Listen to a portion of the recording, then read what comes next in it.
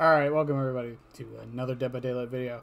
So, in yesterday's video, I talked about what I think the best design perk in the game is. Now, I was focusing on the killer best design perk in the game. Now I'm going to talk about the survivor one.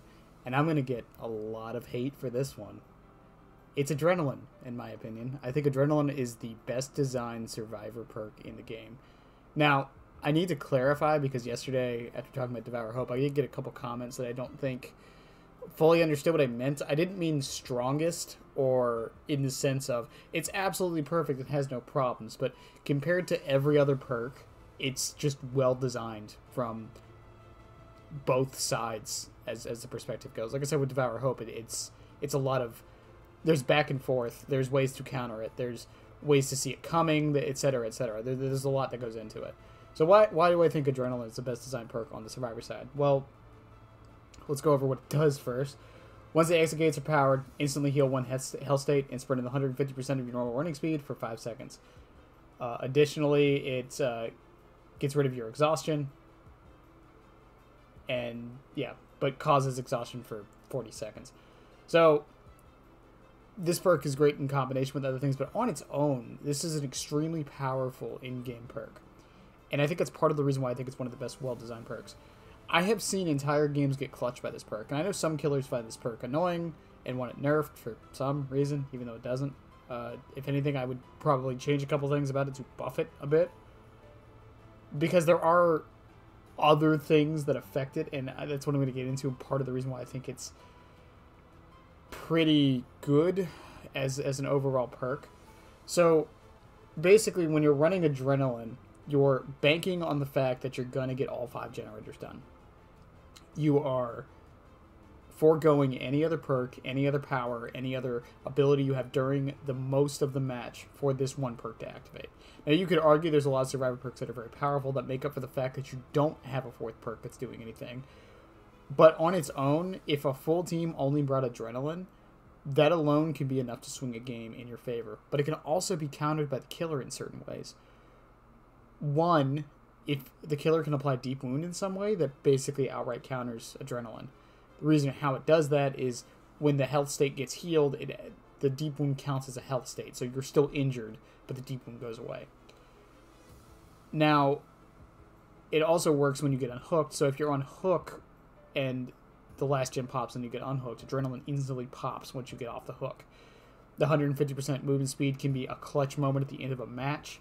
But once again, the big thing with this is you're foregoing everything you have to put all of your eggs into the basket of Adrenaline, saving you at the end of the match.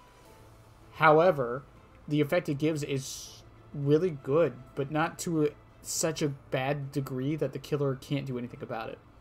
If you're down on the ground and Adrenaline pops, a lot of times the killers will just hit you again. But at the same time, at the end of the match, if you're on Death Hook, you can take a chase, hoping you can run the killer long enough for that last gen to pop, and you get Adrenaline, and you can make a sick play off of it. At the same time, if the killer's good enough, he will catch you before the Adrenaline goes off. There's a lot of give and take with this perk, and to me, those are the best kind of perks in this game. Perks that don't have a definitive value every single match. I've said this before with a lot of my problems with like perks like Deadlocked, is that it's so good because it's guaranteed to work. Adrenaline isn't. Hell, you might not even make it to end game for all you know. Similar to Deliverance, which, similar to this perk, you might not get any use from it this match. If you do, it's a very strong effect, but you never know.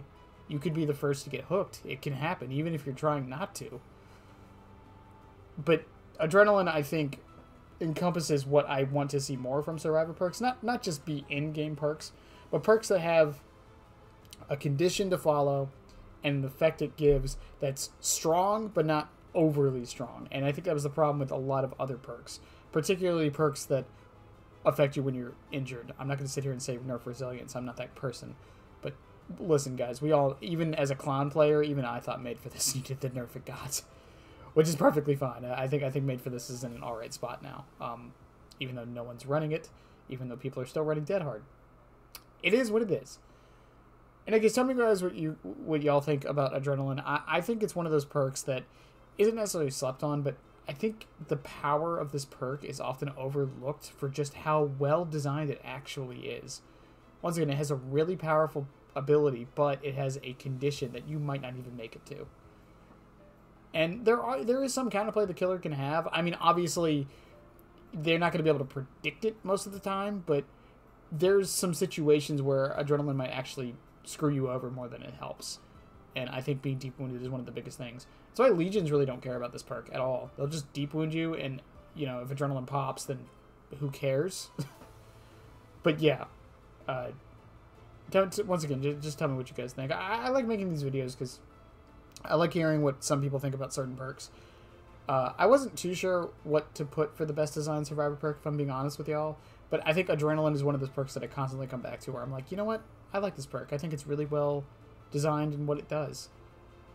But in any case, I'll catch you guys in the next one. Like and sub and all that stuff. We are almost at 600 subs, which is fucking insane to me. And don't forget the Twitch stream is also below. We do that on the we do that 3 days a week, Tuesday through Thursday. But I love you guys, and bye.